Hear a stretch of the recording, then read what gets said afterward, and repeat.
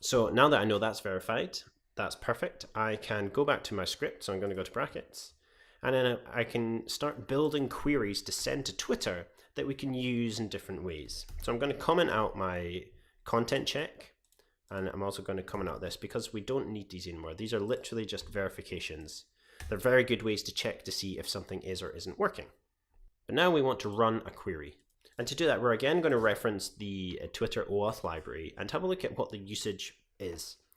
So after we have authorized, it says here that the OAuth doesn't have a custom function for every API method that Twitter has. It basically has a couple of generic functions that allows us to utilize every feature inside Twitter. In this case, we can get, post, or read data from Twitter. So get is us searching for something, posting is us literally posting a tweet or sending a message, and then requesting data is different ways where you can find out whether a tweet has been retweeted or it's been liked.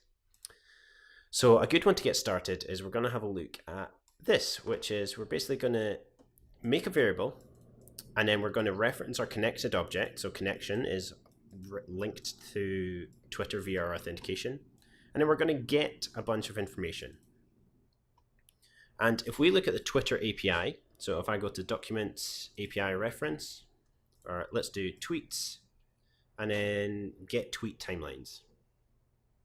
So you can see what I want to do is I want to either get status's home timeline, get status user timeline, or get status mentioned timeline. So using my authenticated keys, I could get my own timeline, I could get the timeline of the stuff that I've sent, or that I could get my mentions timeline. But let's do something a bit more complicated. Let's search a tweet. So in this case, we are going to look at the standard API, and you can see it supports up to 7 days. There's no endpoints, and the data is definitely not good. Premium basically means you're paying for stuff, which we are definitely not. So the standard search API, and then we want to come here. So the standard search API is going to be, we're literally going to search /tweets.json, and then we put in something called Q, which is a parameter for what we actually want our search term to be. So this can be at symbols for usernames, hashtags for certain terms, or just base string language to search for something. So what we need to do is we basically need to reconstruct this part inside of our PHP. And thankfully, the Twitter OAuth library does all of it for us, apart from this part. So we're going to go to brackets, and then we're going to make a new search query. So we're going to say search is equal to connection. And we're going to do --arrow. So as part of the returned connection object, we want to get search /tweets. So this is referring to search /tweets. And then we're going to do comma, send in an array of data. So we're going to say Q is equal to, and then I can do hashtag hello world.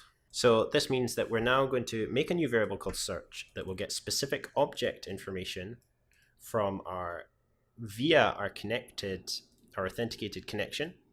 And then we're going to send it the command, a get command that searches for tweets. And our query term is going to be hashtag hello world. Again, through trial and error, I know this is going to return an object rather than a string. So I'm going to say print R. So now if I save that, go back over here and drag in my PHP to replace it. Okay, and then if I go to my website, refresh it, tell me there is an error on line 35, and line 35 is this one here. And the error is a slight little one in here. Instead of equals, we want to do equals greater than, and that, without going into too much detail, we use equals greater than when we're inside an array in PHP to help us assign values correctly. So we need an equals greater than rather than just an equals inside our square brackets that form an array for anything to actually do anything. So I'm going to save it, FTP, transfer over, look for the success. Now when I refresh this page, you can see that we get a whole load of info that relates to the hashtag hello world hashtag. Again, my inspector gives me a way better formatted data.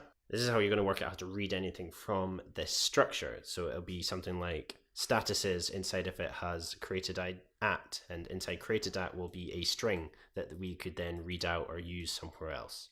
But with that done, I'm fairly happy that that is now working. So inside brackets, rather than hello world, what I'm going to do is I'm going to try something like user input.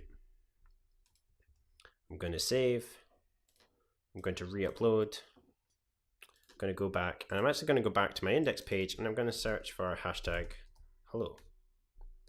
I'm going to search it, and now you can see that we're specifically looking for hello and hashtag hello. Let's do something a bit more niche. So let's say programming for people. Let's see if that's a hashtag. And it is. It responds some sort of media has ever been uploaded using the programming for people hashtag. We could also try something like PHP development. Search that, and you can see that we get a whole load of tweets in here. Because we're using the basic search, it means we'll get up to 7 days worth of tweets that relate to hashtag PHP development. So I hope this has been helpful. It's just been a super quick tutorial looking at how to access Twitter via direct PHP integration and a Twitter OAuth wrapper. Excited to see what you guys do with this one. Let me know if you have any questions in the comments down below.